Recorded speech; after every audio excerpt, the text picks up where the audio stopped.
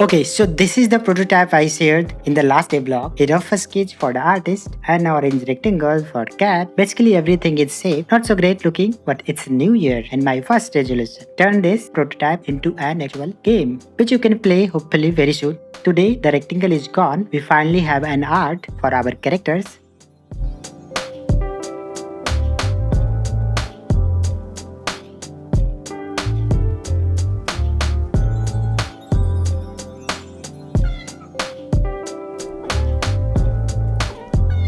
Hey everyone, I am Vijay and Happy New Year. If you are new here, welcome. I usually post design timelapse, illustrations, or other creative experiment.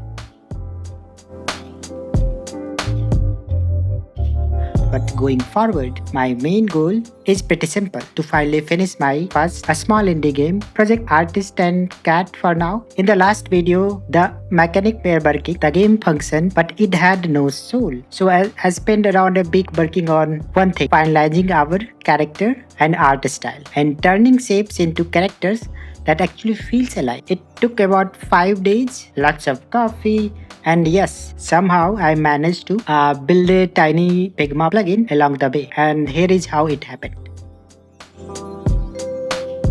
I had a few client work which I finished on Monday, but Tuesday was also some busy schedule. Client calls at 2 p.m., another was at 4 p.m. By the time my brain free, daylights was already gone. I didn't actually sit down to work on the game until evening after dinner. I started by exploring some art style. First I tried pixel art because that's what indie devs do, right? But honestly, I felt like I was constantly fighting the grid. Then I tried some different sketch style on Procreate, flat cartoon style, chibi, but I didn't happy with the result.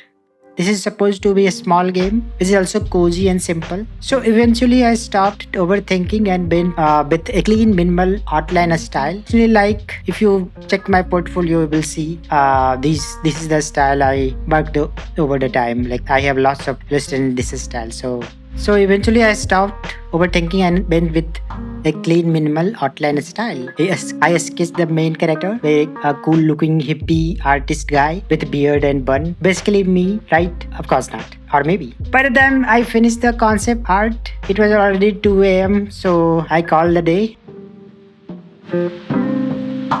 So last day I already finished the character style, so I tried coloring and inking the character in Procreate. But as a designer and illustrator, I missed the vector handles to like fix some of the lines, man, like precise movement and all. So I switched to Figma. Yes, it's a UI tool, but I use it for most of my design work. You can check it out here. And also they recently introduced some of the vector illustration related tools like variable with some brush stroke and so many other things. And one of the most important thing I like of Figma is component.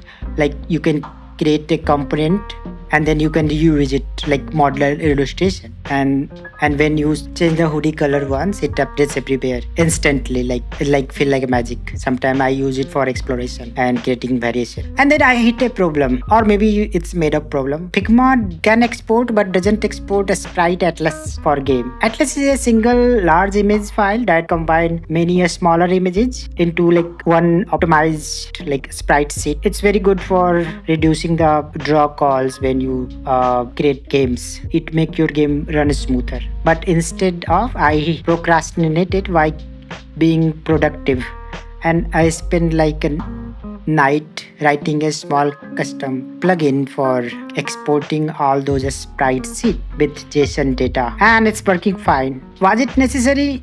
Probably not. Did it make me feel very cool? Absolutely. I shared on Twitter and people liked it. So yeah, if you wanna try, I will probably share soon. Let me know in the comment. That day 3 was very frustrating. I tried animating using Godot built-in 2D skeleton and bone system. Technically it works, but the mesh deformation felt not so smooth, and undo is not sync with polygon and editor. It's very confusing, and it also crashed lots of times. So around 10:30 late night, gave up and I started exploring what else I can do. I used to animate in Adobe Flash and you can say Adobe Animate for 2D animation long time ago. And I also heard about Spine 2D a lot. So I thought, let's give it a try. I downloaded this Spine 2D and I started exploring. I spent almost rest of the night learning basics of this Spine 2D too. There are lots of tutorials on YouTube which I explored and just learning the basics, rigging, weight message and trying. Honestly, it was lazy day and just chilling on bed watching other people's Devlog and some Netflix. But at around 4 p.m., the guilt kicked in and I started working on the animation part. Like, let's animate the players. I did idle animation first, then did some box cycle. I already have this very great book about the animator survival kit. It helps me a lot to do these bug cycles. It's not perfect, but I thought let's give it a try. Of course, we will tweak later. I stayed up until 2 a.m. finishing this animation, but finally day 4 almost over. But still, I have to animate the cat. So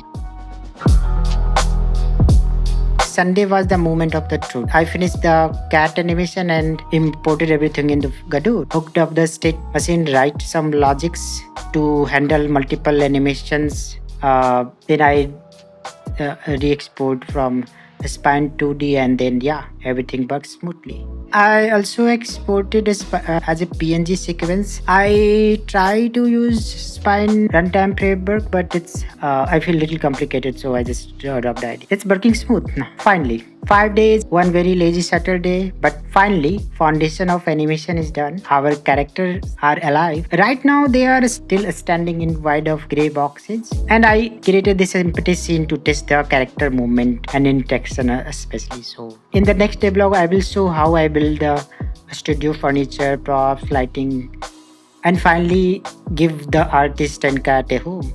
If you enjoyed the art and technical side of this process, liking or subscribing will really help.